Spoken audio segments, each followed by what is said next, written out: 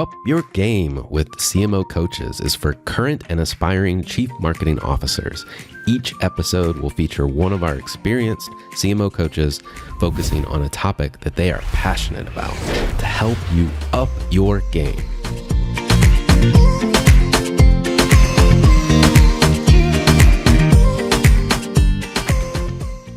Well, today we have executive coach Craig Coffey.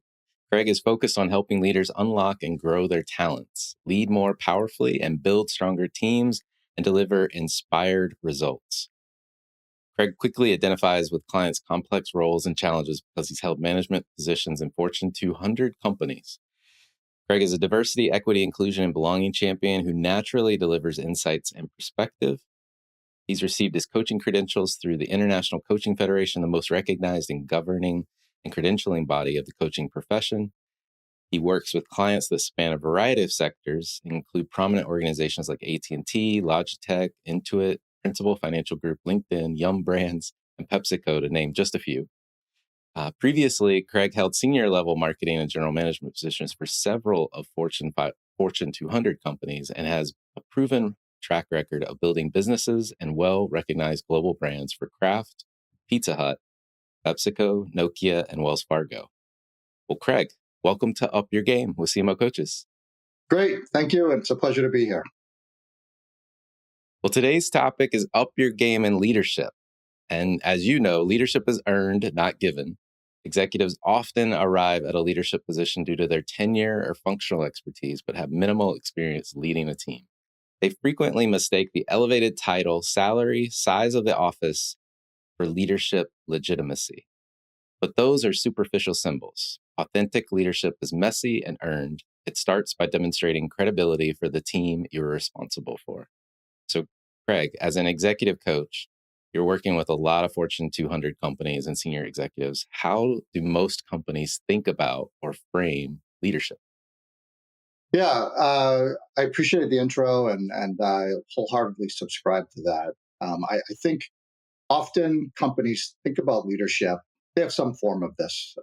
They'll talk about, lead yourself, lead your team, and lead the business. There's some language around that in some way, shape, or form. And I think the unfortunate thing that a lot of leaders mistakenly do is they jump right to lead the business. And they jump in, and it's all about leading the business. They don't take so much time on thinking about leading themselves or leading the team. It's about leading the business. And I understand why people do that. It's like their compensation is tied to the business. The board of directors wants to hear about the business. The stock price is tied to the business. But it's a bit of a trap because if you haven't figured out a way to lead yourself, and if you haven't figured out a way to lead a team, your ability to effectively lead the business ends up falling away. And to the point you made earlier, I think there are times a leader goes, well, I'm a leader because I have a big office and I have a ton of people that work for me and I make a lot of money and I have this fancy title. But the thing that they've missed is this idea of how do you build credibility as a leader? And, to the opening, if you can't figure out a way to lead yourself, it's hard to lead others and it's hard to lead the business. Well, we also mentioned that leadership is earned, not given. How does a leader earn that position? Yeah, it's through a couple of things that may sound fundamental, but I'm always shocked as an executive coach of how many people don't necessarily do this. I think the first one is really around having just some basic self-awareness. What am I really good at, and what am I not so good at? And we all can't be wonderful at everything. So this ability to be able to identify what your strengths happen to be, your towering strengths happen to be, but as importantly, and lean into those, by the way. But then as importantly, being able to kind of identify, gee, I'm not so good in these areas. And how am I going to supplement that? Whether it's, surrounding myself with people who can fill in those gaps for me, or maybe it's doing some extra work on those things. But this idea of having really good self-awareness, I think is important. And then the other thing that I think is massively important is this ability to self-regulate. So what that means is you don't have high highs and you don't have low lows. There are numerous leaders that sometimes have these spikes and valleys, and they have tempers. They can't control their impulses. They should be the last to speak in a meeting, but they always want to be the first one to speak in a meeting. They overtalk. They talk over people. They interrupt. So this ability to be able to kind of manage your impulses, manage your temper, you know, just to control the ability to, or the ability to self-regulate, I think is vitally important. The third area I think that which is important is this level of authenticity. Sometimes when people climb to a leadership position or get promoted into a leadership position, they want to take on somebody else's persona. They look around at who's successful. Maybe it's the CEO, and they decide they want to start to dress and talk and act like he or she at the top of the house. And I think at the end, people want to see who you are and be your authentic self. And I think your ability to be able to, this goes back to the self-awareness piece. This is what I'm about. This is how I lead. These are my values. This is my leadership identity and how I think about things, how I make decisions, I think is really important.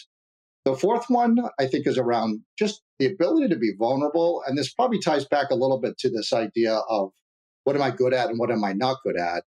The vulnerability of being able to actively communicate, this is not my strength, but I could learn from you, person on my team. I could be reverse mentored by you, or I'm going to rely on you, starts to make the team feel like they have a part to play, not just in growing the business, obviously, but in actually helping you be a leader. So people start to have buy-in to where you're trying to go because you start to see them as equals as a leader. And then the last thing I'll say around this is just personal development. I think leaders should constantly be trying to grow. And then I also think that leaders should also not only be trying to grow themselves, but to grow their teams. I think often, yes, people work for money and they want to be, paid. But people also work because they want to develop and get better. And a leader who's willing to pour not only into themselves, but also pour into other people, I think is important. So I list those five things as kind of the ones that I think are most important. And back to a point earlier, when people are working for a leader who doesn't have a command of those things, you can recognize pretty easily that you're working for somebody who somehow has made it into a role, and they're not going to be a credible leader. If they don't have a command of some of those things, and we've all worked for people. I've worked for people that are like that, where I'm like, wow, how did that person get into this role? And I think, yes, I talked to peers of mine, former colleagues. We've all worked for somebody like that because they've lacked some command of these 4 or 5 things I just mentioned. We've talked about a lot about what the leader needs to do, what they should be working on. How does that benefit the team that they're leading? Yeah, I think it goes back to the team really wants to work for somebody who has a sense of shared values, a sense of competence, a capability, and is kind of seeing the big picture and looking at things not just for how I benefit as the leader, but how can my team benefit and how can we all kind of touch the trophy and do well. And this notion of working for somebody who's an authentic leader, I think really people care about. And sometimes there's this credo that was kind of tossed around kind of 10, 15, 20 years ago. And I hear it occasionally sometimes, oh, I'm going to fake it till I make it. And I feel like that's some of the worst advice I've ever heard given because the fake it till you make it kind of defeats the idea of being authentic. It defeats the idea of, being a genuine person and you're pretending. And executives are pretty smart.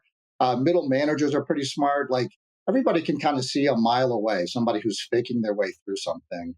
And nobody wants to work for somebody who has an inauthenticity about them or a lack of genuineness about it. And I believe trust, and we'll talk about this in a moment probably, but I believe trust is one of these foundational things in a working relationship. And if you are already breaching trust by faking it till you make it, you've already set out on the wrong foot in those relationships. Well, Craig, can you say a little bit more about what makes a really high performing leader? Yeah, well, one of the things I just mentioned a moment ago, which is trust. I think that having a foundation of trust in a relationship is just really important. And a lot of people will say, "Well, of course, I believe in trust," and I really ask people to double click on it uh, to really kind of get a sense of, well, what do we mean by trust when we talk about it? And there's a trust equation that I always utilize when I'm kind of coaching people and coaching teams and talking about trust. And it's an equation. There's a numerator, which is the numerator is credibility, and that is mastery of my job, mastery of my function. I'm good at what I do, so it's the what I do, plus reliability, which is You can count on me. I do what I say I'll do. So my word is my bond. So credibility plus reliability. And then the other part of the numerator is plus vulnerability, which is if I don't know something, I'll ask. Uh, if I'm not sure, I'll ask a question. I'll ask for help when I need it. So credibility plus reliability plus vulnerability is the numerator. And then the denominator is your self orientation. Are you a me person or are you a we person? And like I said, teams want to double click on trust and that idea of I'm good at my job. I do what I say I'm going to do. I'm willing to kind of acknowledge when I don't know something. And this idea of having a we orientation versus a me orientation is that trust formula that I really work with leaders and teams on to really kind of pull apart is their trust in the organization. The sister to that is psychological safety. I think really great leaders are great at creating a foundation of psychological safety. And I know psychological safety sounds like this really obtuse thing, a PhD kind of a term, but it's really made up of four things. The most baseline element of psychological safety is, can I just come to work and be myself?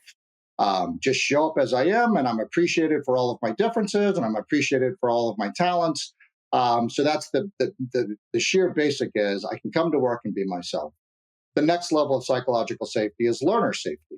It's okay for me to ask questions if I don't know something. I'm not going to be penalized in some way or made to feel stupid for asking a question of some sort. So learner safety is the second element of psychological safety.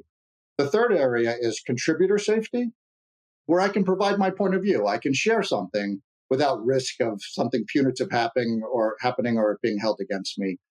And then the highest performing teams on psychological safety have this element of challenger safety, where I'm able to challenge the status quo. I'm able to challenge legacy thinking in service of trying to do something good for the company. So it's not just complaining about something to complain about it. In fact, it's not complaining at all. It's just challenging the way things have been done. And leaders who have built really strong trust and leaders who have built really safe psychological safety are really phenomenal leaders and build phenomenal teams. And then the last thing I'll say, because I don't want to hog the conversation, the last thing I'll say is they are really great at delegators, or at delegating, I should say. I have this belief that you should delegate till it hurts. It means you need to prioritize, so you're not just kind of pushing everything out to your team. But once you prioritize, I think sometimes people misframe or don't think about delegation the right way. They think about it as, well, gee, it's a sign of weakness if I give something away, or if I delegate something, I want them to do it the exact way I would do it. So they almost over direct and give too much direction. And I actually think delegation is an opportunity to grow the next generation of leaders. I think delegation is an opportunity to, yes, give parameters, give dates, give the goal, the objective, all of those things, but then like cut your team loose to kind of come back to you with their suggestion of how they would think about doing it, the approaches they would take. Having somebody do things exactly the way you do it kind of is not the development piece that comes out of delegation, but being able to let people kind of do it their way, bring you options of ways that you would have never thought about is a way that you're not only going to get a fresh perspective, but you're actually giving your team an opportunity to flex their muscles, develop their muscles, bring their perspective, their unique points of view that I think are really powerful. So those are three areas that I think are just massively important. Obviously, feedback needs to happen between a leader and a team. I won't get into that, but I mean, that's obviously a critical part of it as well. Well, the world that we live in, it seems to be moving faster than ever. How should leaders be thinking about change? Yeah, it's amazing. You just have to watch the news, and whatever was newsworthy in the morning is not newsworthy in the afternoon. It's just remarkable how fast things are changing on so many levels. I don't know that people have the capacity to keep up with change, and I would say a couple of things. I talk to my clients about this. Many organizations have a chief innovation officer, and I try to kind of say to everybody in a company, you should all be chief innovation officers. If you're in human resources, if you're in finance, if you're in accounting, if you're in marketing, whatever function you happen to be, it is kind of your charter to be thinking about how I should be doing my job differently. Is there a process that I can collapse? If it's a 10-step process, can I make it a 6-step process? How we think about recruiting people, should we think about recruiting people different? How we onboard people, is there a new way that we can think about onboarding people? I know there are obviously all kinds of rules around how we do accounting and how we do finance. So I'm not asking anybody to break any kind of rules in that regard. But there's all kinds of ways we could think about the budgeting process, the recruiting process, how we spend our money, how we onboard people. So I think everybody should be kind of their own chief innovation officer in the respective function that they lead. So that's one thing.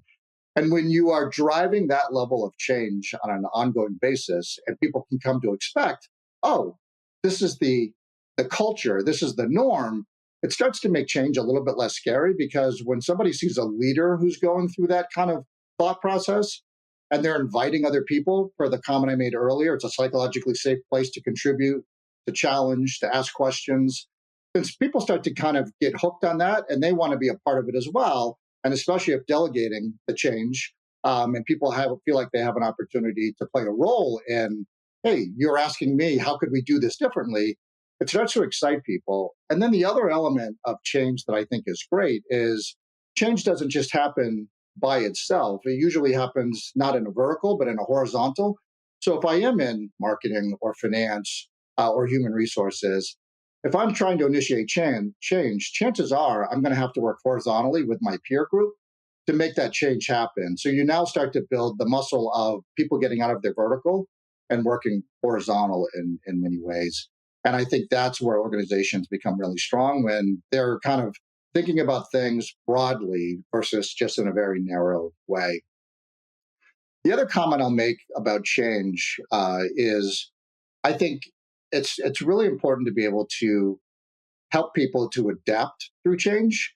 And there's a framework that I use. A gentleman by the name of David Rock, who is with the Neuro Leadership Institute. He has an acronym called SCARF, which I have found very valuable. And I'll get into what SCARF means, SCARF. But it's about helping to meet people where they are. So when change is going on, because mostly when change happens, the first thing that people ask is, well, what does this mean for me? What I love about the SCARF model is, and I'll go through each of them, the S stands for status. And in many cases, when somebody's going through change, they start to feel like their status is going to change. Whatever their station in the corporation happen to be or in life, they start to worry that their status is going to change in some way. So that's of great concern for them. The C in SCARF is about certainty. They're accustomed to certain things being a certain way, and now there's uncertainty. So their certainty has been threatened. And often that's something that when you kind of get that sense from people, you can meet them where they are around that. The A stands for autonomy in SCARF. So, people start to worry, am I going to be micromanaged with this new change? Am I going to be able to have the same liberties and freedom that I had before? So that's another concern that people have. The F stands for, the R stands for relatedness in SCARF. I used to work with these people and now I don't. You moved me to another group, or I'm going to have to work with a different group than I worked before. So that relatedness that they're accustomed to working for can sometimes make people feel threatened. And then the F in SCARF is about fairness. Do people feel like there's a sense of fairness? Are they being treated the same as other people who are in the organization being treated? So that SCARF acronym I've found really to be helpful because when there's change going on and people start behaving badly or resisting change, and you have a conversation with them, it usually kind of goes back to I can identify one, two of those kind of behaviors or attitudes that are going on for people. And you can really start to say, hey, what's really going on for you? Tell me what you're most concerned about. And invariably, one or more of those five things starts to come to the surface. And you can actually have a very real conversation with reinforcing, hey, that's not going to be the case. You're not going to be micromanaged. Or I know this is a new group you're working with, but this is what's great about this new group. And people can start to realize, like, okay, my manager understands me. My manager is willing to meet me where I am and help me through it rather than, hey, tough, let's just move ahead. People aren't willing to move ahead when they feel like they've had until they've had an opportunity to kind of talk these things out. This idea of talking to people, whether it's leading change or, all the other things we've talked about, I really do think it's never been harder to be a leader than I think it is today. There's 4, some people say 5 demographic generations in the workforce. So what it takes to lead a boomer is very different than what it may take to lead somebody who's a 20 something. There's diversity, equity, inclusion. So the wide swath of people who are in the workplace are very different, and you need to kind of effectively and elegantly be able to navigate how you bring an inclusive environment, and that's certainly embedded in psychological safety of I can come to work and be myself. But the one thing that I think a lot of leaders have not fully adopted is this idea of moving from a transactional connection with people to a relational connection with people. I often think, 5, 7, 10 years ago, everything was transactional. You'd show up at somebody's office or cubicle and say, "Hey, I need a deck by Tuesday," and then basically walk away. And that doesn't fly. I think people really want to make sure they're having a relational connection with their boss. And that doesn't mean that deadlines don't matter. Of course they do. That doesn't mean that the quantitative stuff doesn't matter. Of course it does. But the qualitative stuff is important as well. And part of the qualitative stuff is this transactional relationship and a relationship or relational connection, so that leaders have the ability to know something about the people on their team, what motivates them, what drives them, what's going on in their lives. And people, and again, this goes back to this authenticity and genuineness that I started at the top of the hour with. I think people really want to make sure that they're working for somebody who cares about them, who they can connect with, who they can relate to. And that notion of just being transactional versus being able to be relational and transactional, that's a big difference that I think not everybody has embraced, but I think more and more people need to move that direction. That's a great point. It's a great point. We've covered a lot of ground today. If you're thinking about what's the key takeaway current or aspiring leaders should get from this conversation, where would you point them? Yeah, a couple things. I think first and foremost, you said it in the intro. I believe leadership positions are earned, not given. I really do believe somebody can, arise to a position, but they won't be effective in the long term if they haven't earned the right to lead. And that goes through some of this credibility building stuff that I talked about, and this ability to build trust and psychological safety and everything else. So I think that's one. The other thing I would say is, this ability to be able to lead yourself before you can go lead others is just so important. I know somebody might get newly promoted and they're often running about business goals and strategy and the numbers and all these other kinds of things. And those are definitely important. Of course they are. But I think this ability to be able to also be developing yourself and also being able to lean into leading other people as well, that's where it really happens. And if you try to skip step 1, leading yourself, or step 2, leading others, and jump right to step 3, it's a shortcut that is not a sustainable shortcut. And I think, unfortunately, people fail. And as an executive coach, I mean, this is what I spend my time on. I have the great privilege to be able to coach a lot of C-suite leaders. Some of them are newly elevated. Some of them have been there for a while, but they've never taken the time to work on kind of themselves and understand their own self-awareness and self-regulation, confidence levels, all of those kinds of things. So I have the ability to kind of help them do some of that work, in addition to how to be a more effective leader and building trust and psychological safety and those kinds of things. Well, lastly, what advice would you give someone looking for an executive coach to up their game? Yeah, great question. I would say there's probably 4 or 5 things that I think are critically important. Um, and confidentiality is the first one. How will that coach protect the privacy of your conversation? So the ability to make sure these are confidential conversations and whatever you guys talk about isn't making its way someplace else. I think the second thing is this should be about somehow delivering tangible results at the end. So does the coach have a way to talk about how are you going to measure success, and what will the person at the end of the coaching engagement be able to kind of take away from the time together, and where have they grown? Obviously, that comes from having very good coaching goals, but how will you measure those goals at the end? The third thing is really around this ability to be able to make sure that that coach has also worked and is accustomed to working with other senior leaders, and like they're not practicing on you, but they've had success working with other senior leaders. The fourth one is around, will this coach challenge you? Will this coach stretch you? Will this coach push you and ask you the tough questions in ways that make you really have to do the reflection? And then the last one is, and it's kind of where we started, will this coach try to change you, or will this coach really help you preserve your authentic self? Nobody should be trying to remove your authenticity and make you into somebody else. I think the ability to kind of have all of these things happen, but happen in a way that is uniquely you. So the preservation of authentic self, I think, is just vital to every coaching engagement. And anybody looking for a coach, that's what I focus on. And I would say that's what they should be looking for as they're kicking the tires on coaches. They should be trying to listen for kind of those 5 things. Well, Craig, thanks for coming on Up Your Game. Great. Thank you for having me. It's been a pleasure.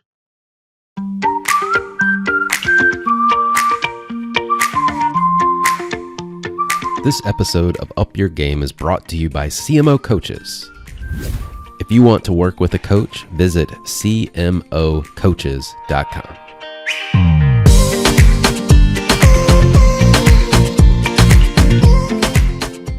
This episode is brought to you in collaboration with Club CMO. Club CMO is an exclusive member organization that brings together chief marketing officers and other senior marketing executives for networking, knowledge sharing, and professional development. Through a peer-led, no-selling environment, the club provides exclusive access for marketing leaders to connect, exchange ideas, and stay up to date on industry trends and everyday challenges. This content was produced by Sam Robertson.